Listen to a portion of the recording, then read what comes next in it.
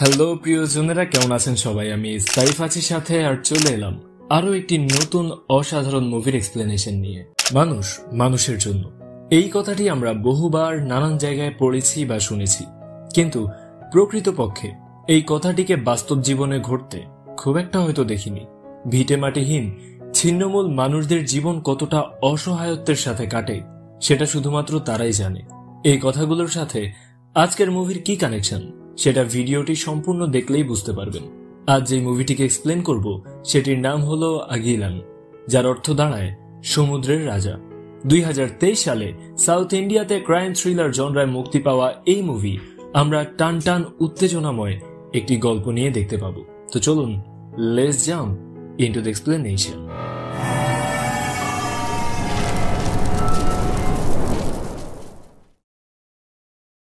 মুভির শুরুতেই আমরা একটি সমুদ্র বন্দর দেখতে পাই। ভয়েস নারেশনের মাধ্যমে আমাদেরকে জানানো হয় পৃথিবীর 30% ভূমির ওপর মানুষ বাস করে, 70% জলভূমির ওপর চলাচল করে জাহাজ এবং এর বন্দরের ঘাটগুলোর উপর তা নির্ভরশীল।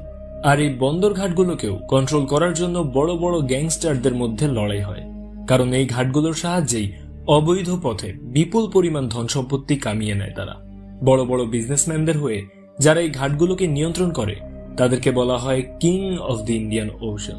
গ্লোবাল পাওয়ার থেকে এই কিং অফ দি ওশান নির্বাচন করা হয়, আর বর্তমানে যে ব্যক্তিকে এই বন্দর ঘাটগুলো রাজা মান্য করে তার নাম হলো কাপুর। কাপুরই এই বিশাল সাম্রাজ্যের একমাত্র রাজা। আমরা দেখতে পাই কাপুর তার লোকজনদেরকে ভিডিও কলের মাধ্যমে কাজ বুঝিয়ে দিচ্ছে, আর তারা কাপুরের কথায় যে কাউকে মেরে ফেলছে। কাপুর তার বিজনেসম্যান ক্লায়েন্টদের সাথেও কথা বলে, কেউ তাকে ক্রিপ্টোকারেন্সিতে পেমেন্ট করতে বলে, আবার কেউ তাকে ফেক কারেন্সি অর্থাৎ নকল টাকা নর্থ কোরিয়া পর্যন্ত পৌঁছে দিতে বলে। আর কাপুরের কথা মতন একটি ছেলে কম্পিউটারে বসে সবকিছু আপডেট করতে থাকে। কাপুর তার ক্লায়েন্টকে জিজ্ঞেস করে ফেক কারেন্সিগুলোর কন্টেইনার কোথায় আছে। লোকটি কন্টেইনারগুলোর লোকেশন জানিয়ে দিলে কাপুর কম্পিউটার অপারেটরকে পরানের সাথে যোগাযোগ করতে বলে, কারণ কন্টেইনারগুলো যেই বন্দরে রাখা আছে সেটা পরানের আন্ডারে। পরান তাকে জানায় কাজটি হয়ে যাবে। এরপর সে তার এক বিশ্বস্ত লোক আগিলানকে ফোন করে আর কন্টেইনারগুলোর শিপিং অর্ডার দেয়। দৃশ্যপট পরিবর্তন হলে মুভির প্রধান চরিত্র আগিলানকে আমরা দেখতে পাই। সে কন্টেইনারগুলো ওয়ারহাউস থেকে কালেক্ট করে বন্দর অব্দি নিয়ে আসে এবং ক্রেনের মাধ্যমে সেগুলো শিপের মধ্যে রেখে দেয়। কিছুক্ষণ পর সেখানে কাস্টমস অফিসার শিপটিকে চেক করার জন্য আসে, কিন্তু কাগজপত্র চেক করতে নিলে আগিলান তাকে বলে, স্যার আপনি জানেন না এগুলো পরানের শিপমেন্ট, তার কাজে বাধা দিতে নেই। এর উত্তরে অফিসার বলে সে পরানের হয়ে অনেক রিস্কের কাজ সম্পন্ন করে দিয়েছে, কিন্তু এর ফলস্বরূপ তাকে কোনো টাকা পয়সাই দেয়া হয়নি, তাই সে যে করেই হোক এই কন্টেনারগুলো এখান থেকে বের হতে দেবে না। এরপর সে অফিসার আগিলানকে অনেক রাগ দেখিয়ে কথা শোনাতে থাকে, যার ফলে আগিলান প্রচন্ড পরিমাণে রাগান্বিত হয় আর তার বন্দুকটি দিয়ে এক নিশানাতেই অফিসারের মাথা বরাবর শুট করে দেয়। অফিসার সেখানেই মৃত্যুবরণ করে। এরপর আগিলানের লোকেরা তার লাশটিকে একটি কালো ব্যাগের মধ্যে ভরে সেটা ময়লার গাড়িতে ফেলে দেয়, আর এইভাবেই আগিলান তার শিপমেন্টের কাজ সফলভাবে সম্পন্ন করতে সফল হয়। এরপর সে পরানের সাথে দেখা করতে আসে।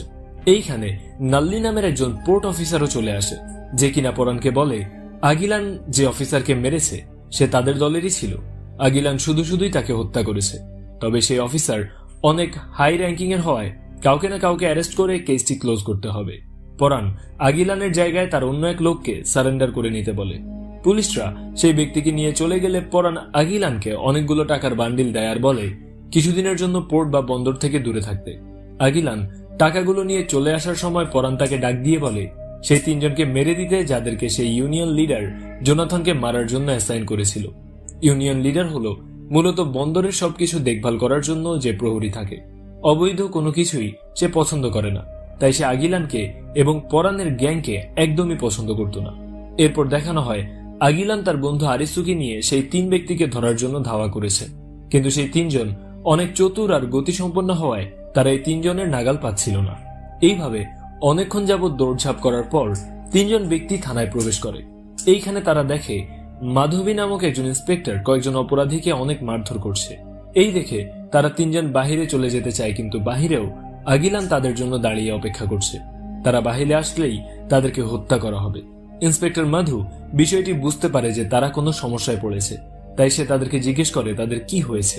এমন অস্বাভাবিক আচরণ করছে কেন তারা এর উত্তরে জানায় আগিলান তাদেরকে হত্যা করার জন্য পিছু নিয়েছে। এই শুনে মাধু আগিলানকে ধরে নিয়ে আসার নির্দেশ দেয়।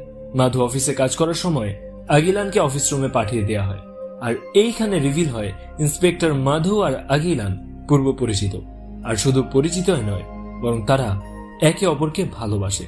আগিলান এখানে তাকে জিজ্ঞেস করে জাহাজ কিনতে আর কত দূর। মাধু জানায় আর কয়েকটা অ্যাসাইনমেন্ট পেলেই তাদের টাকা জমানো শেষ হবে আর তারা একটি জাহাজ কিনতে পারবে। আগিলান কেন একটি জাহাজ কিনতে চাইছে সেটা একটু পরেই আপনারা জানতে পারবেন। আগিলান চলে আসার সময় মাধুকে বলে সেই 3 জন ব্যক্তিকে জেলে বন্দী করে রাখতে, আর মাধুও সেই কাজটিই করে। এইভাবে অনেকদিন পার হয়ে যায়। আগিলান ছোট ছোট অ্যাসাইনমেন্ট কমপ্লিট করছিল, কিন্তু যেহেতু সে বন্দরের ভেতর প্রবেশ করতে পারবে না, তাই সে বাহিরে থেকেই অপারেট করতে থাকে। এইভাবে কিছুদিন যাওয়ার পর 2 জন ব্যক্তি এসে আগিলানকে একটি অফার দেয়। তারা আগিলানকে একটি অ্যাসাইনমেন্ট দিতে চায়, তবে সেটা পরানকে না জানিয়ে, কারণ তারা শুধু জানে শুধুমাত্র আগিলানই এই কাজটি করতে পারবে। প্রথম দিকে আগিলান অ্যাসাইনমেন্টটি নিতে মানা করে দিল। যখন সে 2 জন ব্যক্তি তার প্রশংসা করতে শুরু করে, তখন সে ফ্লাটার্ড হয়ে রাজি হয়ে যায়। কাজটি হলো তাকে একটি ওয়্যার হাউস থেকে 2টো কন্টেইনার বের করে নিয়ে আসতে হবে, যে কন্টেইনারগুলোতে চাইনিজ অস্ত্র রাখা আছে। সমস্যা হলো কন্টেইনারগুলো পোর্ট অফিসাররা সিজ করে নিয়েছে, সেখান থেকে ছাড়িয়ে নিয়ে আসতে হবে। এরপর দেখানো হয় একটি বিশাল জাহাজের মধ্যে পোর্ট অফিসার নাল্লিকে কয়েকজন আফ্রিকান নাবিক আটক করে রেখেছে, তাদেরকে মেরে ফেলা হবে। কিন্তু তখনই সেখানে একটি বোটের সাহায্যে আগিলান এসে হাজির হয় এবং দেখতে পায় আফ্রিকানরা নাল্লিকে বসিয়ে রেখেছে আর মৃত্যুর ভয় দেখাচ্ছে। আগিলান সুযোগ পেয়ে যায় আর কাজ করিয়ে নেয়ার জন্য। সে নাল্লির সাথে ডিল করে যদি নাল্লি ওয়্যার হাউস থেকে সিজ করা সেই 2টা কন্টেইনার বের করতে তাকে সাহায্য করে, তাহলে সেই আফ্রিকানদের থেকে তাকে রক্ষা করবে। নাল্লি প্রথমে বলে এই কাজে অনেক ঝুঁকি আছে, আমি করতে পারবো না। কিন্তু আগিলান তাকে আরো ভয় দেখানোর জন্য আফ্রিকান সেই নাবিককে উস্কিয়ে দিতে শুরু করে, যার ফলে সে নাল্লিকে আরো ভয় দেখায়। এক পর্যায়ে নাল্লি তার আইডি কার্ডটি আগিলানকে দিয়ে দেয় আর বলে এইটার সাহায্যে ওয়্যার হাউসে প্রবেশ করা যাবে, এখন জলদি আমাকে বাঁচিয়ে নাও। এরপর আগিলানকে গিয়ে সেই নাবিককে কিছু একটা বলতেই সে নাল্লিকে ছেড়ে দেয়, আর আগিলান তার বন্ধুদের মাধ্যমে ওয়্যার হাউস থেকে সেই 2টো কন্টেইনারও বের করে নিয়ে আসে। অপরদিকে পরানের রাইট হ্যান্ড পশুপতি পোর্টে এসে আগিলানকে মারবে বলে হুমকি দেয়, কারণ সে অনুমতি ছাড়া একে তো বন্দরে ঢুকেছে, আর দ্বিতীয়ত সে পরানকে না জানিয়ে অ্যাসাইনমেন্ট নিচ্ছে। আগিলান তাকে জানায় লোকজন তার কাছে অ্যাসাইনমেন্ট দিতে আসার কারণ তারা জানে যে সে কাজটি করতে পারবে। আগিলান এইখানে পশুপাতিকে প্রভোগ করে যে সে নাকি এই কাজটি কখনোই করতে পারত না। এটা শুনে পশুপাতি প্রচন্ড রেগে যায় আর বলে সেও অ্যাসাইনমেন্টটি কমপ্লিট করতে পারবে এবং সেটা করেও দেখাবে। এরপর সে তার লোকজন নিয়ে আগিলানের বন্ধুদের খোঁজ করতে যায়, যারা কন্টেইনারগুলোকে বন্দরে পৌঁছে দিচ্ছিল। অনেক খোঁজাখুঁজির পর অবশেষে তারা সেই 2টি কন্টেইনার কন্ট্রোলে নিয়ে নেয় আর পোর্টের দিকে আসতে শুরু করে। অপরদিকে আসুরা আগিলানকে জিজ্ঞেস করে সে কেন পশুপাতিকে উস্কে দিল। এর পেছনে নিশ্চয়ই আগিলানের কোনো প্ল্যান আছে। এইখানেই আগিলান তার মাস্টার প্ল্যান রিভিল করে। ফ্ল্যাশব্যাকে দেখানো হয় অ্যাসাইনমেন্ট দিয়ে সেই 2 ব্যক্তির ওপর নজর রাখার জন্য আগিলান মাধুকে তাদের পেছনে লাগিয়েছিল। সেই 2 জন ব্যক্তি একটি বারে গিয়ে অন্য আরেক ব্যক্তির সাথে দেখা করে, যে ব্যক্তি তাদেরকে রাগের স্বরে অনেক কথা শোনায় এবং জিজ্ঞেস করে আগিলান এই অ্যাসাইনমেন্টটি নিতে রাজি হয়েছে কিনা। লোকগুলো বলে জি স্যার, আগিলান রাজি হয়েছে। এরপর সে অজ্ঞাত ব্যক্তি বার থেকে বের হয়ে গেলে মাধুও তার পিছু পিছু যায় এবং দেখতে পায় লোকটি একজন বিচারকের সাথে কথা বলছে। এরপর মাধু সেই বিচারকের নাম দিয়ে ডেটাবেস চেক করে আর সেখান থেকেই ওই অজ্ঞাত ব্যক্তির পরিচয় জেনে ফেলে। লোকটির নাম হলো গোকুল, যিনি হলেন একজন DIR, অর্থাৎ সে রেড দিয়ে বিভিন্ন ধরনের স্মাগলারদেরকে অ্যারেস্ট করে। তবে সে এতটাই হিংস্র প্রকৃতির যে সে নিয়ম নীতির পরোয়া না করে এনকাউন্টার করে মেরে ফেলে। বর্তমানে তার একমাত্র টার্গেট হলো আগিলানকে গ্রেফতার করা, কারণ সে খোঁজ নিয়ে জানতে পেরেছে পরানের যত ঝুঁকিপূর্ণ কাজ আছে তার সবগুলোই আগিলানই কমপ্লিট করে। বিষয়টি মধু জানতে পেরে আগিলানকে জানিয়ে দেয় আর বলে তাদের এই অ্যাসাইনমেন্টটি বাদ দেওয়া উচিত। কিন্তু আগিলান এখানে তাকে জানিয়ে দেয় যে সে ডাবল গেম খেলবে, আর তাছাড়া সে আগেই পেমেন্ট নিয়ে নিয়েছে। এরপর প্ল্যান অনুযায়ী সে পশুপাতিকে কন্টেইনারগুলোর কন্ট্রোল নেয়ার জন্য ঠেলে দিয়েছে, আর আমরা দেখতে পাই পশুপাতি বন্দরে ঢোকার আগেই গোকুল সেখানে তার টিম নিয়ে হাজির, আর পশুপাতিকে মারধর করে কন্টেইনারগুলোকে খোলার চেষ্টা করছে। এই সময় তাদের সাথে ইউনিয়ন লিডারের ঝামেলা তৈরি হয়ে যায়, যার ফলে গোকুলদেরকে মারধর করে বসিয়ে রাখা হয়। ইন্সপেক্টর মাধু এসে গোকুলকে কলার ধরে নিয়ে যাওয়ার সময় বাধ্য হয়ে তাদের আইডি কার্ডটি সবাইকে দেখাতে হয়। আসলে এতদিন গোকুল আর তার টিম নিয়ে আন্ডার কভার হয়ে কাজ করছিল, কিন্তু আগিলানের প্ল্যানের কারণে তাকে পাবলিকের সামনেই আসতে হলো। গোকুল কন্টেইনারটি খুলে দেখে ভেতরে চাইনিজ অস্ত্রের পরিবর্তে দেশীয় অস্ত্র রাখা আছে। সে পুরো অবাক হয়ে যায়। আগিলান তাকে বুঝিয়ে দেয় যে আগিলান তার জালে আটকা পড়েনি, বরং গোকুল নিজেই আগিলানের জালে ফেসে গিয়েছে। অস্ত্র পাচার করার দায়ে পশুপাতিকে গ্রেফতার করা হয়। অপরদিকে গোকুলের অর্ডারে বন্দরের মধ্যে অত্যাধুনিক স্ক্যানিং মেশিন এবং সিসিটিভি ক্যামেরা লাগানো হয়। গোকুল তার টিম মেম্বারদেরকে খুবই জেদ দেখিয়ে বলে একটি ট্রাকও যাতে স্ক্যান না হয়ে বের হতে না পারে। দৃশ্যপট পরিবর্তন হলে আমরা দেখতে পাই একটি আইল্যান্ডে আগিলানকে ধরে নিয়ে আসা হয়েছে, আর পরান তাকে অনেক মারধর করছে, কারণ আগিলান অনেক বড় একটি অ্যাসাইনমেন্ট তাকে না জানিয়েই করে নিয়েছে। আবার পশুপতিকেও জেলে বন্দী করে দিয়েছে। আগিলান জানায় সে এই সব কিছুই করেছে কাপুরের সাথে দেখা করার জন্য। সে তার সাথে সরাসরি কাজ করতে চায়। কিছুক্ষণ পর সেখানে কাপুরের এন্ট্রি হয়। তিনি বলেন, আগিলান যেহেতু আমার সাথে দেখা করার জন্য এত কিছু করেছে, তাহলে নিশ্চয়ই সে যে কোনো কাজ করার যোগ্য। এরপর কাপুর তার লোকজনদেরকে নিয়ে একটি মিটিং এ বসে।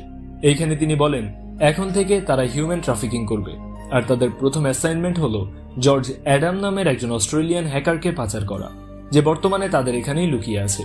অ্যাডাম হ্যাকিং করে সব দেশের সিক্রেট এবং কনফিডেন্সিয়াল ফাইলগুলো চুরি করে অন্যান্য দেশে বিক্রি করে, অর্থাৎ মার্কেটে তার প্রচুর ডিমান্ড আছে। কেউ কেউ তার ফাইলের জন্য 200 কোটি টাকা দিতেও রাজি হয়ে যায়। কাপুর সবার উদ্দেশ্যে বলে এই কাজটি করতে পারলে তাদের অনেক লাভ হবে। আগামী কয়েক মাস তাদের আর কোনো অ্যাসাইনমেন্ট নিতেই হবে না। কথাটি শুনে উপস্থিত প্রত্যেকেই কাজটি করার জন্য উদ্গ্রীব হয়ে যায়, এমনকি কাজটি নেয়ার জন্য একে অপরের সাথে ঝগড়াও শুরু করে দেয়। কিন্তু আগিলান এইখানে একটি নতুন চাল চালে। সে সবাইকে ভয় দেখানোর জন্য বলে অ্যাডামের পেছনে অনেক ডেঞ্জারাস মানুষ পড়ে আছে, আর তাছাড়া তাকে বন্দর দিয়ে ঢোকানো অনেক টাফ হবে। এর কারণ গোকুল বর্তমানে নিজেই পুরো বন্দর পরিচালনা করে এবং মনিটরিং করে। প্রত্যেকটা কন্টেইনার স্ক্যানিং মেশিন পাস করে তারপর শিপিং এর জন্য অতিক্রম করে। যদি অ্যাডামকে পোর্টের ভেতর ধরে ফেলা হয় তাহলে গোকুল তাদেরকে ছাড়বে না, আর যদি শিপিং করার সময় ধরা পড়ে যায় তাহলে পোর্ট অফিসাররা তাদেরকে ছাড়বে না, অর্থাৎ দুই দিকেই তাদের বিপদ। এই কথা শুনে কাপুরের সব লোক অ্যাসাইনমেন্ট থেকে দূরে সরে আসে। এইবার কেউ কাজটি নিতে রাজি হচ্ছিল না, কিন্তু কাপুর অফার দেয় যেই ব্যক্তি এই কাজটি করতে পারবে তাকে বিপুল পরিমাণ অর্থ দেয়া হবে, আর তাকে কিং অব দি ইন্ডিয়ান ওশানের খেতাবও দেয়া হবে। অফারটি শুনে আগিলান নিজেই কাজটি করতে রাজি হয়। এরপর সে কাপুরের সাথে একান্তে বসে প্ল্যানিং করে, আর এরপর দেখানো হয় আগিলান কাপুরের অন্যান্য লোকদেরকে সেই আইল্যান্ডে থাকতে বলছে অ্যাডামকে পাচার করার আগ পর্যন্ত। বাকিটা সে সামলে নেবে। কাপুরের অফিস থেকে বের হয়ে আগিলান তার বন্ধু আসুরার সাথে অনেক খারাপ ব্যবহার করে আর বলে সে এখন অনেক বড় স্মাগলার হয়ে গিয়েছে, তাই আসুরাকে সে কিছু টাকা দিয়ে সেখান থেকে চলে যেতে বলে। এরপর আগিলান মাধুর সাথে ডিসকাশন করতে থাকে যে সে কিভাবে অ্যাডামকে এখান থেকে বের করবে। আগিলান জানায় এর আগেও মানুষ স্মাগলিং করা হয়েছে, কিন্তু কন্টেইনারের ভেতর পর্যাপ্ত পরিমাণে অক্সিজেন না থাকায় সবাই একে একে মারা যেত, তাই তাদেরকে প্রথমে অক্সিজেনের ব্যবস্থা করতে হবে। আগিলান লক্ষ্য করে চায়নাতে কিছু ডামি পুতুল নিয়ে যাওয়ার জন্য একটি কন্টেইনার রেডি করা হচ্ছে। ব্যাস এইটা দেখেই তার মাথায় বুদ্ধি আসে, এই পুতুলগুলোর কন্টেইনারে করেই অ্যাডামকে বন্দরের বাইরে নিয়ে যাওয়া হবে। যেই কথা সেই কাজ। আগিলান একটি ক্যাম্প থেকে অ্যাডামকে সাথে নিয়ে আসে। অ্যাডাম এই ক্যাম্পে এতদিন লুকিয়েছিল। এরপর আগিলান তাকে 1 মিনিটের জন্য স্থির হয়ে দাঁড়িয়ে শ্বাস প্রশ্বাস ধরে রাখা ট্রেনিং দিতে থাকে। এর কারণ যে স্ক্যানিং মেশিন দিয়ে কন্টেইনারের ভেতর সবকিছু দেখা যায় তাতে যেন সে ধরা না পড়ে। অতএব যদি অফিসাররা ভেতরে কোনো জ্যান্ত মানুষ দেখতে পায় তাহলে সে ধরা পড়ে যাবে। অ্যাডাম অনেকবার চেষ্টা করার পর অবশেষে 1 মিনিট পর্যন্ত শ্বাস আটকে রাখতে সক্ষম হয়। এরপর দেখানো হয় অ্যাডামকে পাচার করার দিন চলে এসেছে। আগিলান তাকে পুতুলের মতন ড্রেস পরিয়ে দিয়ে সেই কন্টেইনারটি বন্ধ করে দেয়। এরপর সেই কন্টেইনারটি বন্দরে পৌঁছে দেয়। এইখানে গোকুল মনিটরিং রুমে বসে বসে সবগুলো ট্রাক স্ক্যান করছিল। অ্যাডামের কন্টেইনারটি স্ক্যানিং মেশিনে প্রবেশ করার ঠিক আগ মুহূর্তেই আগিলানের কথা মতো পুরো বন্দরের বিদ্যুৎ চলাচল বন্ধ করে দেওয়া হয়। ফলে স্ক্যানিং মেশিনটি অফ হয়ে যায়। গোকুল দৌড়ে বাইরে চলে আসে আর ইলেকট্রিক কন্ট্রোল রুমে গিয়ে জানতে পারে পাওয়ার কাট হয়েছে, কিছুক্ষণ সময় লাগবে। অপরদিকে আগিলান পুরো বন্দরের সব কন্টেইনার চালকদের টাকা খাইয়ে একসাথে সেই সময় বন্দরে ঢুকতে বলে, যার ফলে মুহূর্তের মধ্যে স্ক্যানিং মেশিনের সামনে শত শত কন্টেইনার এসে পুরো রাস্তা জ্যাম করে দেয়। আসলে আগিলানের প্ল্যান ছিল স্ক্যানিং মেশিন বন্ধ করে দিয়ে খুব সহজেই ট্রাকটিকে বন্দরে প্রবেশ করিয়ে দেয়া, কিন্তু এইটা আর সফল হয় না। কারণ যত কিছুই হোক না কেন গোকুল একটি ট্রাকও স্ক্যান না করে ভেতরে ঢুকতে দেবে না। সে নিজেই ট্রাফিক কন্ট্রোল করতে থাকে, আর কিছুক্ষণ পর কারেন্টও চলে আসে। ঠিক সেই সময় আগিলানও বন্দরে প্রবেশ করাতে গোকুল দ্রুত তার কাছে চলে আসে এবং জিজ্ঞেস করে সে নতুন কি প্ল্যান নিয়ে হাজির হয়েছে। কিন্তু আগিলান জানায় সে কোনো প্ল্যান করে আসেনি, বরং কাজ করতে এসেছে। এরপর গোকুল আগিলানের লাইসেন্স আর কাগজপত্র দেখতে থাকে। অপরদিকে অ্যাডামের কন্টেইনারটি স্ক্যানার মেশিনে ঢোকার আগে নাল্লি এসে অ্যাডামকে সিগন্যাল দেয় এবং অ্যাডাম তার শ্বাস প্রশ্বাস আটকে দেয়। ট্রাকটি স্ক্যানিং হতে থাকে আর গোকুল আগিলানের কাগজপত্র দেখায় ব্যস্ত থাকে। কন্ট্রোল রুমে কর্মরত ব্যক্তিরা অ্যাডামকে ভালোভাবে খেয়াল করে না এবং অবশেষে কন্টেইনারটি বন্দরে প্রবেশ করতে সক্ষম হয়। এরপর দেখানো হয় আগিলানও বন্দরের ভেতর প্রবেশ করে। অ্যাডামের কন্টেইনারটি শিপের মধ্যে রেখে দিচ্ছে আর এরপরেই শিপটি অন্য দেশে যাওয়ার জন্য রওনা দেয়।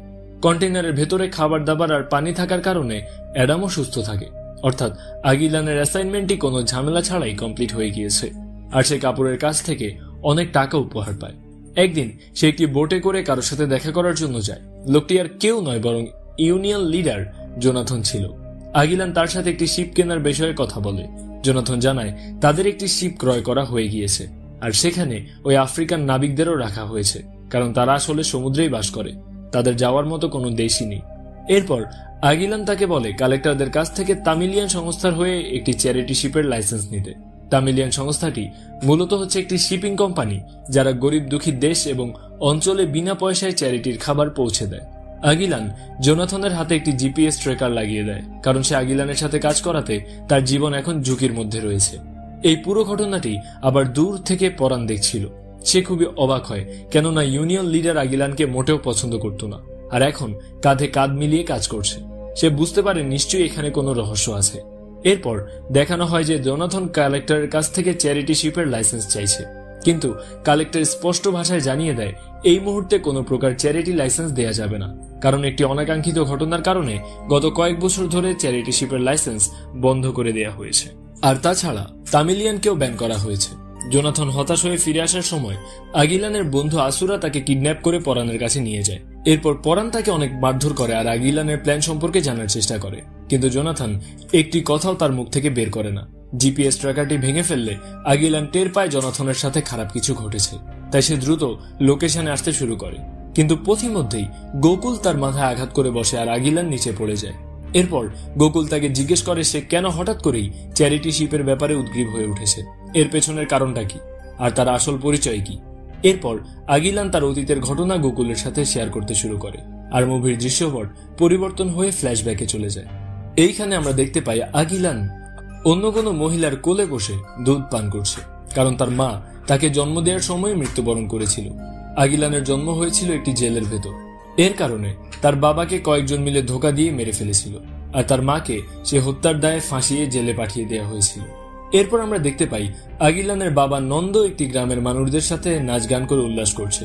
নন্দ একজন ক্রেন অপারেটর এবং শিপের ইঞ্জিন মেরামতকারী হিসাবে চেন্নাইয়ের একটি বন্দরে কাজ করত।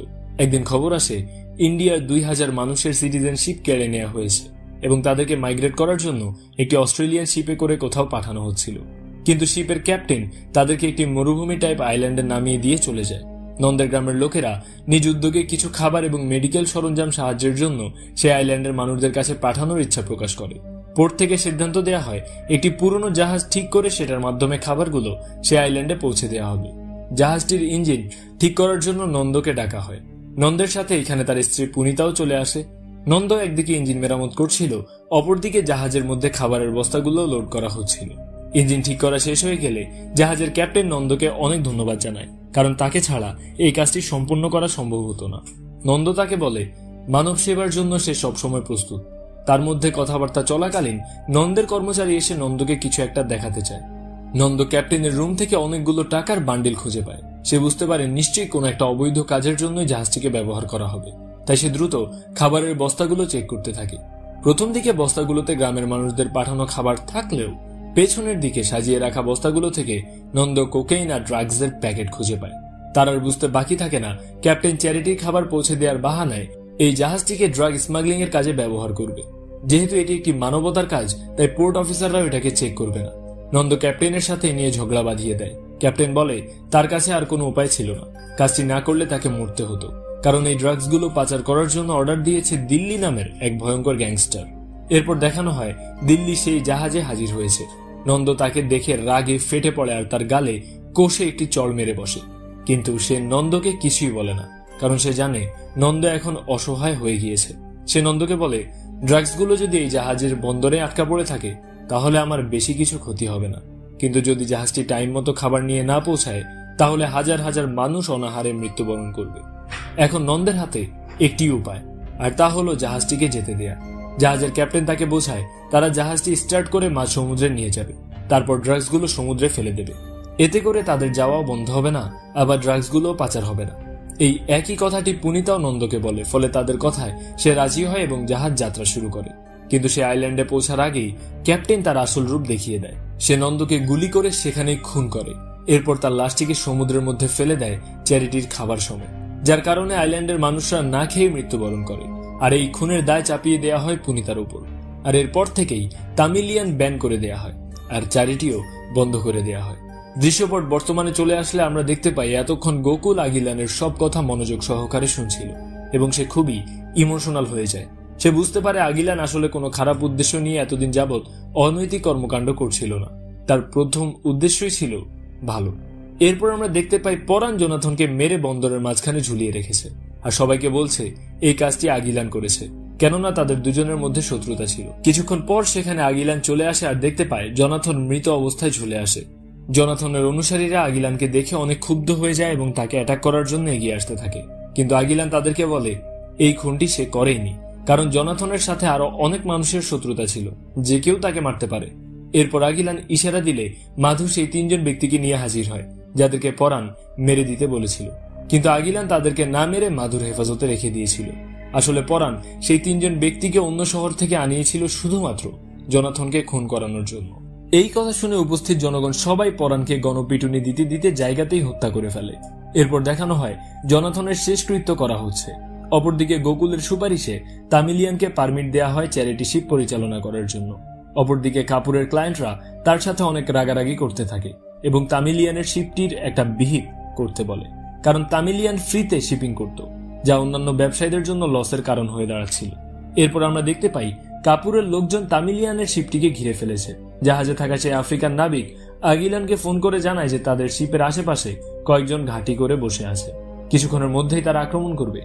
এই কথা শুনে আগিলান দ্রুত সেই শিপের কাছে চলে যায়, পেছন থেকে লুকিয়ে গুন্ডাদের ঘাঁটিতে উঠে পড়ে। এরপর আমরা আগিলান আর এই গুন্ডাগুলোর মধ্যে একটা দুর্দান্ত ফাইটের দৃশ্য দেখতে পাই। আগিলান এক এক করে প্রত্যেককে আহত করে দিচ্ছিল, কেউই তার সামনে টিকতে পারছিল না। লাথি ঘুষি যাকে যেইভাবে পারছিল সেইভাবেই পেটাচ্ছিল সে। এক পর্যায়ে গুন্ডাদের মধ্য থেকে কেউই আর অবশিষ্ট থাকে না, সবাই মারা যায়। অপরদিকে ইন্টারন্যাশনাল নিউজে দেখানো হয় জর্জ অ্যাডাম সারেন্ডার করে নিয়েছে এবং কনফেস করেছে তাকে পাচার করার ব্যক্তি আর কেউ নয় বরং কাপুর ছিল।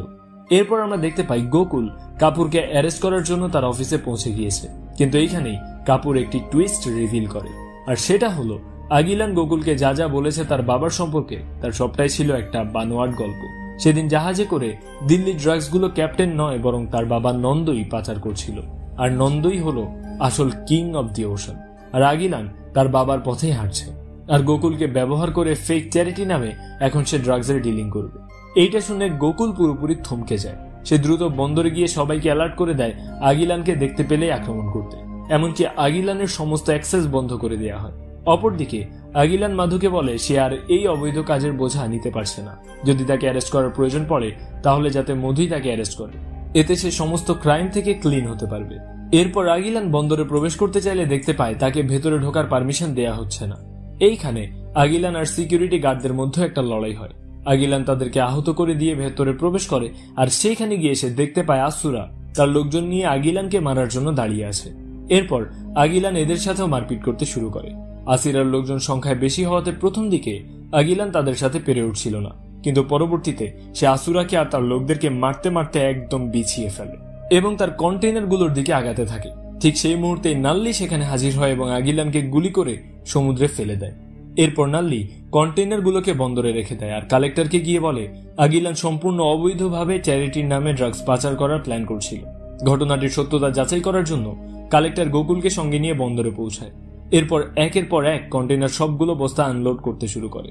বস্তাগুলো চেক করলে দেখা যায় সেখানে কোনো ড্রাগসের চিহ্ন পর্যন্ত নেই। আগিলান সত্যি খাবার আর ঔষধ কন্টেইনারে লোড করেছে। এইটা দেখে গোকুল আর নাল্লি দুজনেই খুব অবাক হয়ে যায়, আর কালেক্টর তাদেরকে কথা শোনাতে থাকে। এরই মধ্যে সেখানে মাধু হাজির হয় একটি জাহাজে করে। সে আগিলানকে অ্যারেস্ট করে নিতে এসেছে। এইখানে আমরা জানতে পারি আগিলান হাতে চোট পেয়ে পানিতে পড়ে গিয়েছিল, কিন্তু সে মারা যায়নি। এরপর আগিলান এসে গোকুলকে বলে সে অনেক পাপ করেছে, এটা সত্যি, কিন্তু তার শেষ ইচ্ছে হলো অসহায় এবং দুস্থ লোকদের কাছে তার চ্যারিটির খাবারগুলো পৌঁছে দেয়া। এরপর তাকে গ্রেফতার করে নিয়ে যাওয়া হয়। অপরদিকে তামিলিয়ানের শিপটিকে চালু করা হয়, আর এইখানেই মুভির গল্প শেষ। আসলে প্রিয়জনেরা, এই গল্পটির মাধ্যমে আমরা বুঝতে পারি একজন ব্যক্তি যতই খারাপ কাজ করে প্রথম দিকে পার পেয়ে যাক না কেন, একটা না একটা সময় তাকে ধরা পড়তেই হয় এবং পাপ কাজের শাস্তি ভোগ করতে হয়। যেমন মুভির শেষ দিকে দেখানো হয়েছিল, তামিলিয়ান শিপের বিশাল দড়িগুলোর মাধ্যমে নাল্লির মৃত্যুবরণ করে। এর কারণ সেও কোনো না কোনোভাবে অবৈধ কাজে জড়িয়েছিল। কর্মা কাউকেই ছাড় দেয় না। আগিলান আর কাপুরকে তো অ্যারেস্ট করেই নিয়েছে, আর অপরদিকে মাধুও আগিলানকে হারিয়ে এক প্রকার সাজা ভোগ করছে। তো এই ছিল আমাদের আজকের মুভি এক্সপ্লেনেশন। যদি ভিডিওটি ভালো লাগে তাহলে লাইক করুন এবং শেয়ার করুন আপনার বন্ধুদের সাথে। আপনার সাথে আমি ছিলাম সাইফ। আজকে বিদায় নিচ্ছি, কিন্তু আবার দেখা হবে অন্য কোনো দিন, অন্য কোনো মুভি দেখতে দেখতে। ততক্ষণ পর্যন্ত you know what I say, right? প্রিয়জনের খেয়াল রাখুন। আল্লাহ হাফিজ।